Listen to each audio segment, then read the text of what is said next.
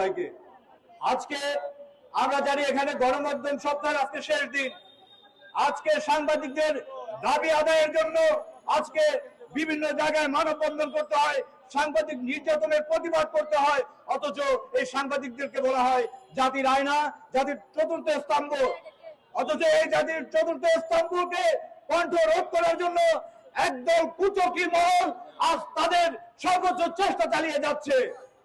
আপনারা সংবাদ সম্মেলন করেন, প্রেস ব্রিফিং করেন, এমপি মন্ত্রীরা, প্রধানমন্ত্রী সহ যে সকল কার্যক্রম আপনারা করেন সেগুলো কিন্তু সাংবাদিকরাই সারা বাংলাদেশের মানুষের কাছে পৌঁছায়। অথচ আজ তাদের কণ্ঠকে আপনারা রোধ করতে চেষ্টা করছেন। সাংবাদিকরা কিন্তু অপ্রতিরোধ, তারা কোনো কিছুতেই হার মানে না, তারা হার মানে না, মানবেও না।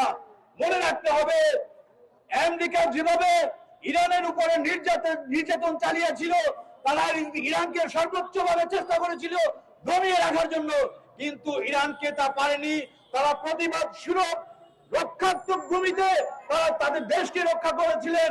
ঠিক আমরাও সাংবাদিকরা সংবাদ মাধ্যমকে রক্ষা করার জন্য আমরা সর্বোচ্চ ভাবে একত্রিত হয়ে সারা বাংলাদেশে আন্দোলন করে তুলব, সাংবাদিক নির্যাতনের প্রতিবাদ করতে চাই। আপনারা বিভিন্ন কর্মক্ষেত্রে সাংবাদিকরা চেষ্টা করেন, বলতে চেষ্টা করেন উনি হলো নরমাল প্রতিষ্ঠানের সাংবাদিক, আমি ভিআইপি প্রতিষ্ঠানের সাংবাদিক। অথচ দেখেন আপনার উপরে যখন নির্যাতন হয়, সেই ছোট প্রতিষ্ঠানের সাংবাদিক যাকে বলেছিলেন সে আপনার বিপদেই এগিয়ে আসে। তাহলে আপনি কাকে ছোট করতে চাচ্ছেন? কার উপর আপনি আঙুল তুলছেন? আপনাদেরকে সাবধান করে দিতে চাই, সাংবাদিকদের মধ্যে কখনো ভেদাভেদ করার চেষ্টাও করবেন না। আর যদি করেন, সে যে প্রতিষ্ঠানের হোক তাকে শক্ত হাতে প্রতিহত করা হবে। সাংবাদিকরা সারা বাংলাদেশে ঐক্যবদ্ধ হয়ে কাজ করবেন, সাংবাদিকদের পাশে থাকবেন, সাংবাদিকদের পাশে রাখবেন।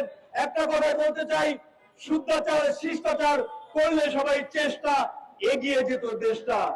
আর একটা কথা মনে রাখবেন, আপনাদেরকে বলছি, সকলে মনে রাখবেন, একা হলে ব্যক্তি আর সঙ্গে এলেই শক্তি।